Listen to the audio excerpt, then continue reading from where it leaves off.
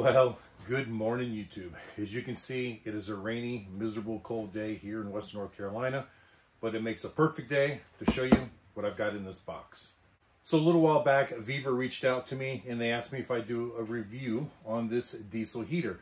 Now, I don't know if you've seen any reviews online before, but these diesel heaters are really popular right now. I've seen a lot of reviews on them. I was like, you know what, that would be pretty cool, and I actually have a practical use for this that I want to do. But first, we're going to open this thing up and see what's in the box.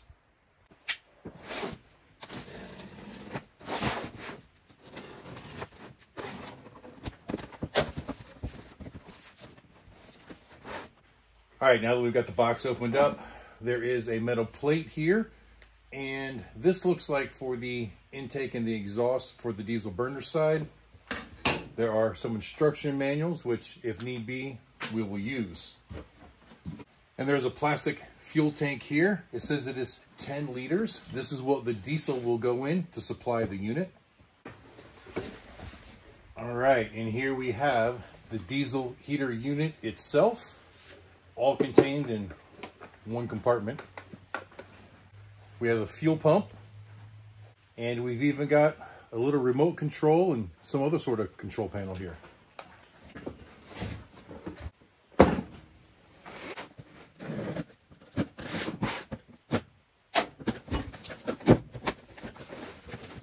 All right, and in this box there is what looks like either an exhaust pipe,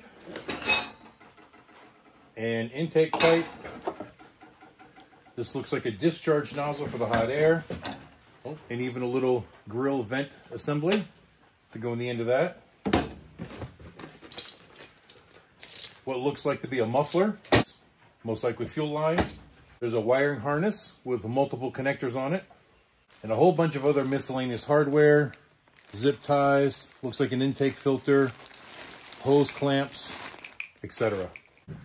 All right, so now that we've got it all unboxed, we're going to go ahead and start a little bit of pre-assembly. I've quickly perused through the instruction manual, and this looks pretty simple, pretty basic. There are a couple of things we have to do, like the fuel tank does not have an outlet on it because they don't know how you're going to configure it. So it does come with an outlet that you can put the fuel hose on, but you have to install it into the tank, which means you got to drill a hole in the fuel tank and install that, and then got to install the exhaust and so on and so forth. Now it comes with this plate that is designed as bolt to the bottom of the unit, and it has bolt holes at the four corners. And off camera, I did a little bit of measurement of how close I can make that bend on the exhaust pipe, and the exhaust pipe comes out of the bottom. So for this thing to sit upright, you have to have it up off the ground enough. So I think I'm gonna take this plate and make just a wooden foot to keep it up off the ground, so that there's room for the intake and the exhaust to come out, and I can have this thing sit securely on the floor someplace. So just with a really quick mock-up, this is as tight as I can bend it, and off of the base of the unit, you can see we're about 3.5 inches. So I'm gonna build some type of a foot system for this that's gonna give me at least 5 inches of clearance underneath. That way the pipe isn't actually sitting on the ground. All right, well, after walking around the shop for a couple of minutes, I came up with what could potentially be an even better idea. Tell me what you think. So I found these pieces of all thread. Actually, it was one long piece, but I cut it into 8-inch lengths, and I found double nut setups for them all. I believe it's 1/4-20, that I can bolt right into the holes on that mounting plate, and then these will act as the legs. The nice thing about this is I can pose them in multiple directions. I cut them 8 inches because I really want 5 inches of clearance, but that way if I angle them out some, it will technically lower the device a little bit. So that should still give me the clearance that I need.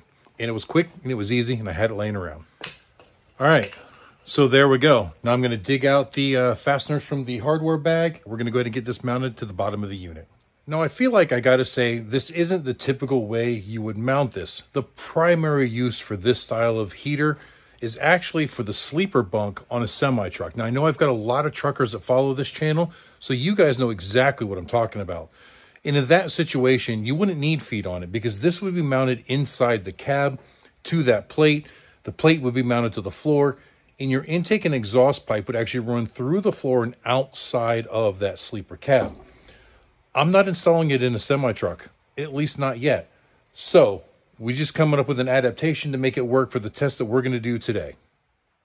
All right, and there we go. The entire unit is now mounted to the plate, and we have feet to give us clearance, and I can bend these out to get it exactly how I want when the time comes. So now we're going to mount the exhaust pipe, the intake pipe, and the fuel line on the bottom of this. That way we can flip it over. All right, so the kit comes with 3 of these clamps. We're going to slide one over top of our pipe and put the exhaust pipe on right there. Now these 2 pipes here are different sizes. This exhaust pipe will only fit on one of them. The intake is actually a little bit larger. All right, so with that in place, we're just going to tighten this down real quick.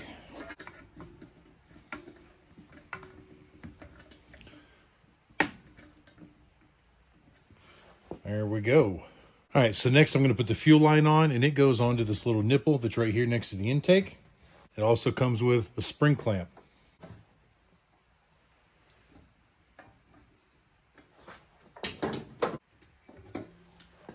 And just like that.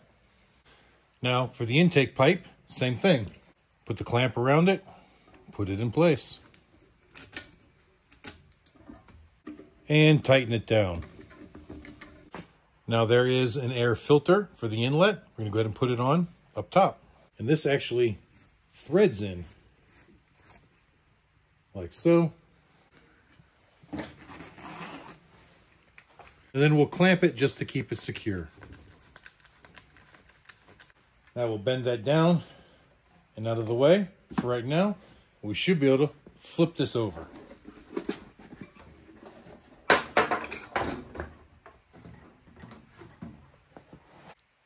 All right, and it was a little bit unstable at first, but as I bent those legs out, now it actually sits pretty good. Not quite level, but I can adjust that on our final setup. All right, now we're going to assemble this assembly. Pretty simple. Once again, just slide the tube over top and clamp it down. All right, now same thing on the outlet side of the heater. Put that on there and tighten it down.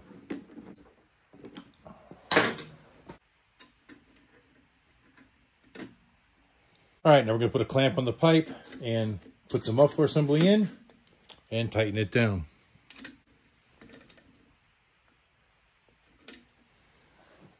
All right, so now the diesel engine itself is pretty much ready to be hooked up wherever we decide to use it, but we still need to put the fuel outlet on the fuel tank, and then we can go find a place to test this.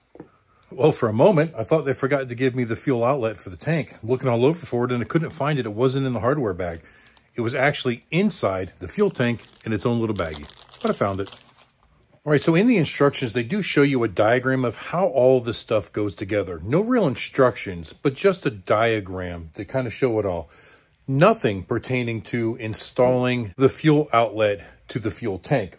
But guys, it's pretty common sense. You've got this piece here. You've got 2 O-rings and then a nut. So obviously you want an O-ring on the inside of the tank, an O-ring on the outside of the tank, and then the nut on the outside as well, leaving you your fuel nipple on the outside. The tricky part will be fishing this through the fuel tank after we drill our hole. Now it doesn't even specify what size drill bit to use, so I found one that looks just slightly smaller than the threaded area of the nipple. So we'll start there. We can always go bigger. You can't go smaller once you drill it big.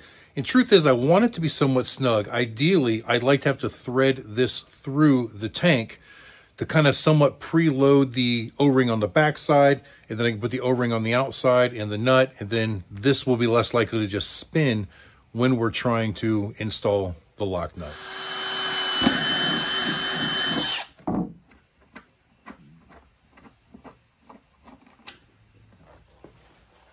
All right, so it looks like the drill bit I chose was appropriate. I was able to start the threads. I'd use pliers to grab a hold of this and get it started, but once I got it started, threaded it through by hand. I did that on the outside just to make it easier once we fish it in.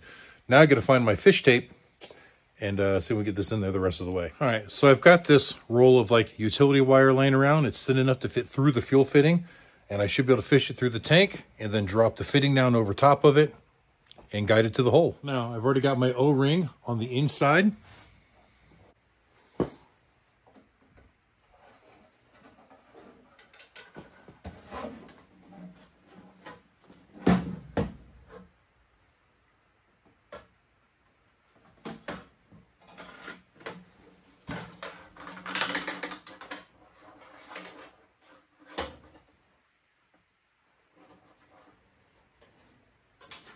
All right, guys, there you go. So you got the nipple in there. Now I just got to try to start the threads.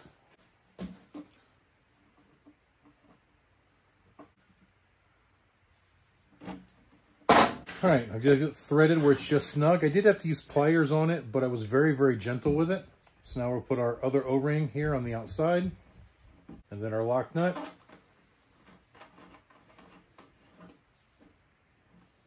Now I'll probably hold this with a pair of pliers as I snug that down as well.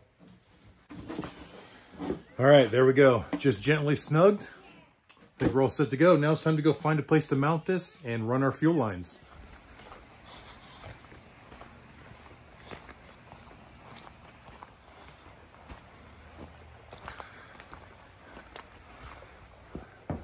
All right, guys, so this is my lawn shed. Yeah, the one that you guys saw in the video that the tree was going to crush.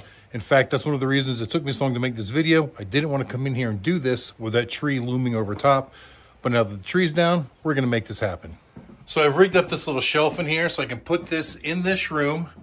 And the exhaust is going out the window. And the intake is right there by the window. All right, so now we're going to find a way to mount the fuel tank in here, run the fuel line to it, make all of our electrical connections, and then we should be ready to test this. All right, guys, here's the temporary setup. I mounted the fuel tank right here in the wall above it. We have an inline fuel filter, the fuel pump going right straight to the machine. Now we're going to plug in all the wiring. Like I said, all we got to do was hook it to a battery, and everything else should just plug in. All right, once I got the wiring harness unbundled, it's pretty simple. You've got the large plug here that will plug directly into the diesel heater. There's also a black wire coming off right here.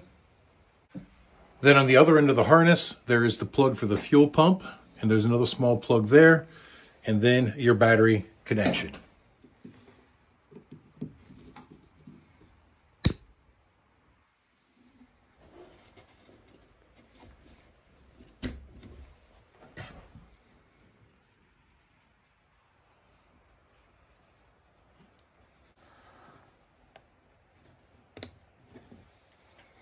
It's really hard to do with one hand.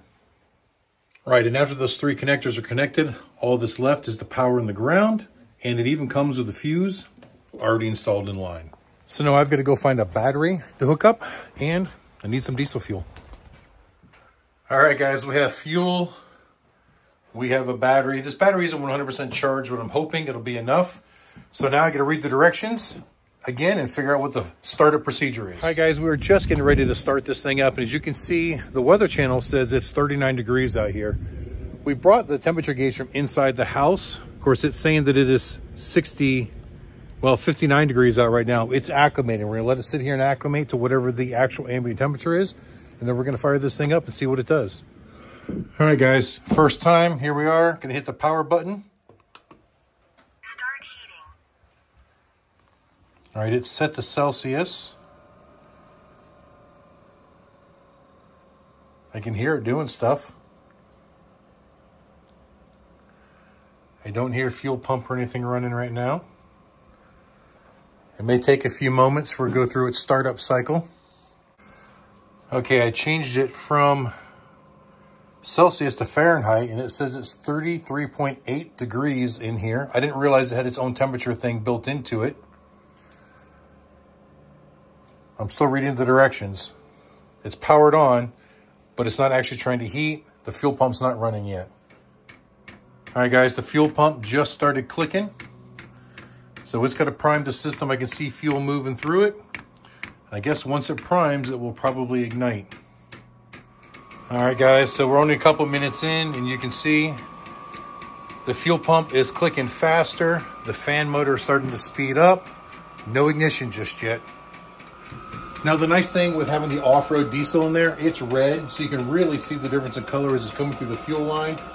It looks like there's still a couple more air bubbles coming through the fuel filter, but it's slowly working its way there. All right, guys, well, I made a little bit of a mess, but I noticed there was still a lot of air in the fuel filter and coming in that side. Because my fuel tank is up higher than the unit, I decided to go ahead and unplug the fuel line from the fuel pump, and I allowed the gravity to just push that air back out.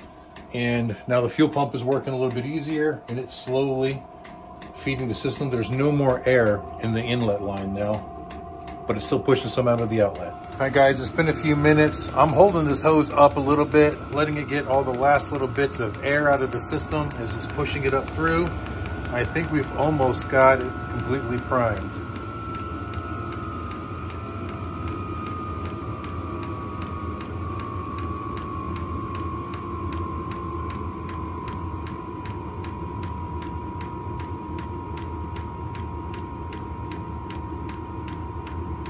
Well, guys, and I can smell heat. So even though there's still a little bit of air in that fuel line, I think the igniter kicked on.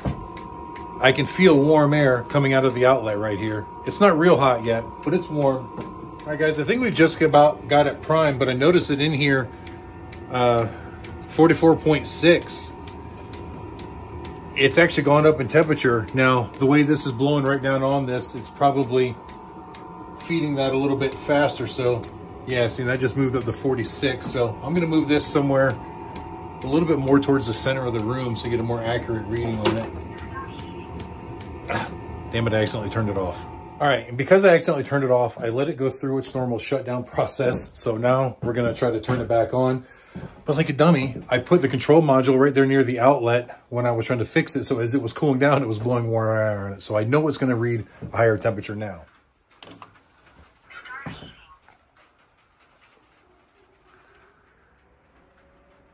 Yeah, it's definitely not 59 in here, guys. All right, guys, so we took a little dinner break and now the sun is down, but we've got the temperatures in here to kind of normalize. So I'm looking at this one here. If I had to sit over in the window, see it's showing this bottom number right down here, showing that it is 39 degrees. And see, I'm gonna close this window. I was trying to let as much air flow in here as possible to get it as cool as possible.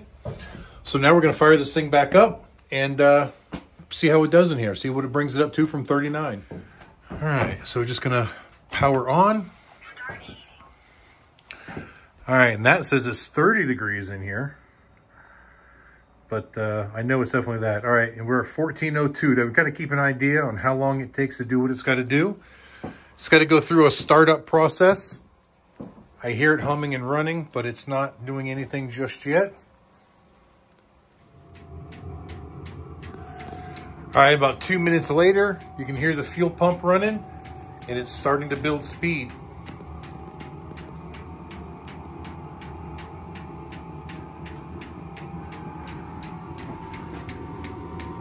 The air is still not warm yet though.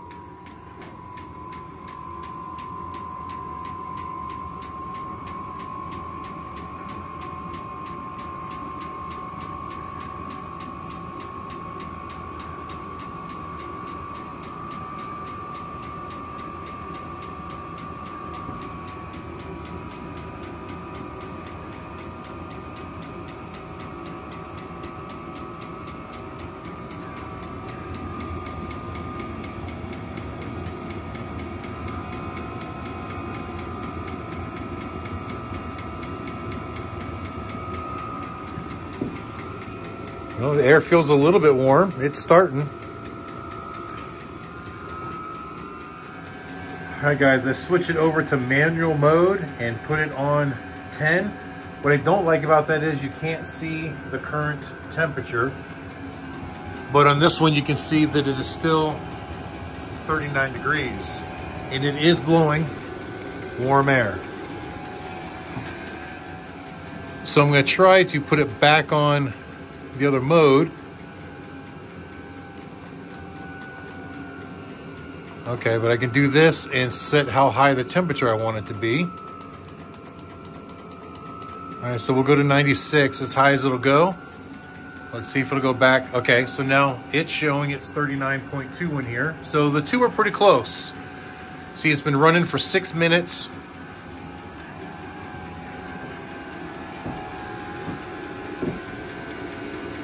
And the air is definitely warm. It's not super hot, but it's good and warm. Now guys, this isn't an ideal perfect situation. You know, that window is still cracked a little bit for that exhaust pipe to go through. This roof is not insulated or sealed. The walls are insulated, but even the floor, it's like a deck. When it's daylight out, you can see light shining through the floor. This is not a sealed room. We're never gonna get a perfect result here. But this is about twice the size of the average semi-truck sleeper. So if it'll adequately warm up this room, it should do really well in a small area like a semi-truck or even tent camping or anything like that. Whatever other use you might want to use it for. All right, so now I've closed the entry door. Again, as you can see, not a sealed door, but we're gonna try to control this environment the best we possibly can. All right, guys, look, only a matter of minutes. It was 14:08, I think it was, before I went and closed the door. So 3 minutes and we're already up 3 degrees.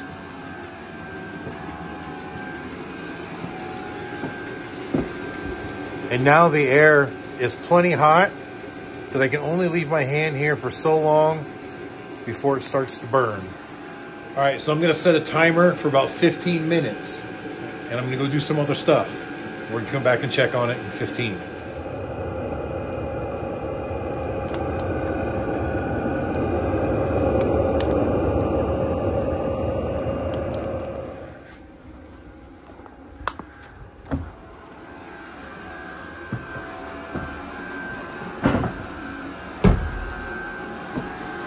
All right, guys, it's been about 15 minutes later. See, 14:29. Wow, guys, look, it went up another 10 degrees in that 15 minutes. See what this one says. Yeah, 46. So, yeah, not quite. Getting a little bit of difference between the two, but it is definitely blowing nice and warm. Feeling pretty good. We're going to give it another 15 minutes. All right, guys, so it's been another 15 minutes, and this little one here says we're at 50 degrees. So that's still, what, 11 degrees warmer than what it was when we started. And I will tell you this, when you walk in here from outside, there's definitely a huge difference. Now this one here says it's 55.4. I don't know if you can see that. And we're at 14:46 as far as the time goes. Remember, we started at like 14:02. So we're right about 44 minutes in. You know, and I do want to make a note as well. In some of the other videos that I had seen, the presenter had mentioned that the fuel pump was excessively loud. And yeah, I can hear it ticking. I'm sure you can too. It's not loud at all. The fan from the actual diesel engine itself is louder than the fuel pump by far, but it's still not loud. I mean, we're able to talk over it without a problem. And I can still hear the exhaust outside the window a little bit as well. But it's still not that loud even when you're outside. You know, and actually, as I sit here and play with it a little bit, a lot of that noise that you're hearing in here is actually from the intake. I'm willing to bet that if I put that outside the window too, it would considerably quiet it down in here. Yeah, so now I stuck it outside the window. Keep in mind, the window is still cracked, so there is still some audible noise coming in there, but it quieted it down in here considerably. So in an installation where both the intake and the exhaust were outside of the compartment you were trying to heat, this thing makes very little noise. Just the sound of a small fan running.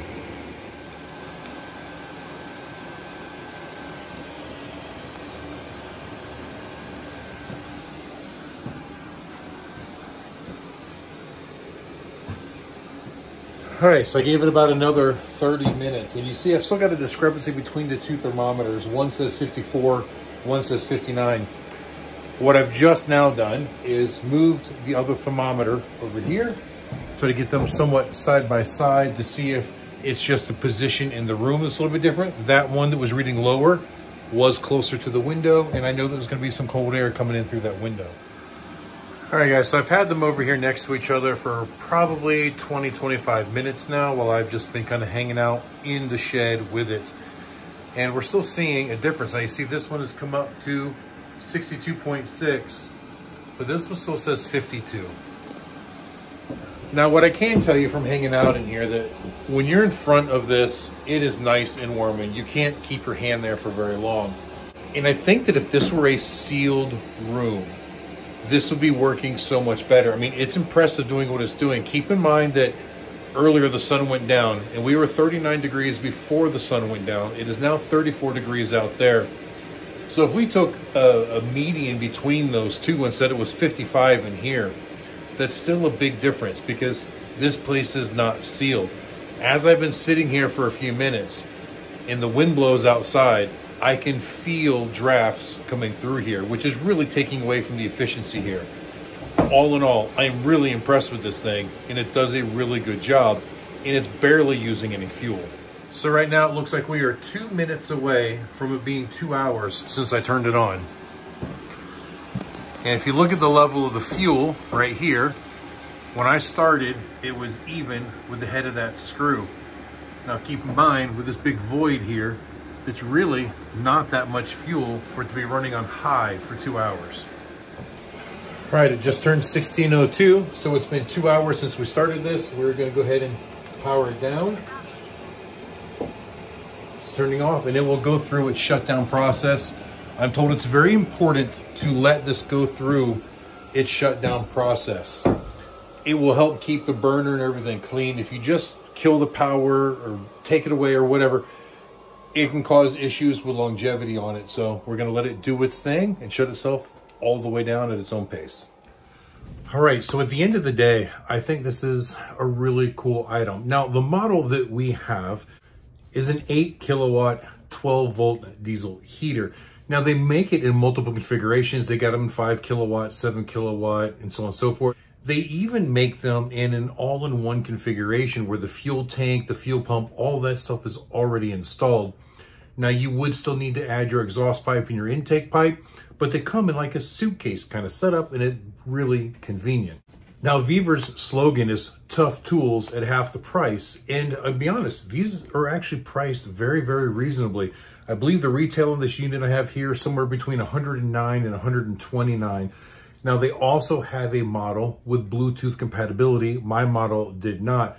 But with that Bluetooth compatibility, you could actually download the app on your phone, and then you can turn it on and off remotely, which is actually a pretty cool feature. Not something I think I need anyways. And that model wasn't available when Vevor decided to send this to me.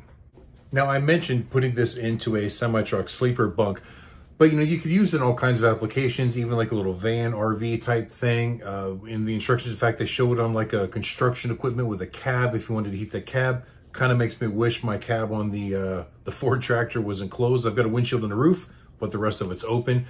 But there's a lot of applications for something like this, and I truly think that in a smaller, more sealed environment, man, this thing would have been great. It was nice and toasty in that shed compared to the outside, and I see a huge potential in this.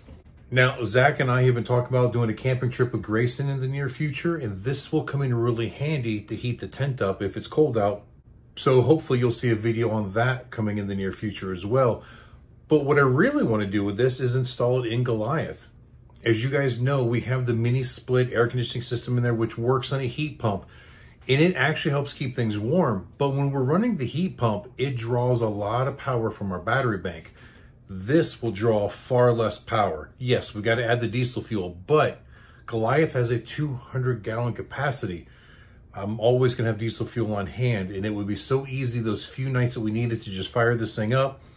And, Goliath is, what, a little over 300 square feet, so slightly bigger than the shed we were in today. However, it's much better sealed. You can't see outside through all the cracks on the doors, and it's much better insulated. So I think that it'll do just fine there. Even if we only see a 15 or 20 degree increase, it'll be enough to just take the edge off in a situation like that. So hopefully that video will be coming to you guys in the near future as well.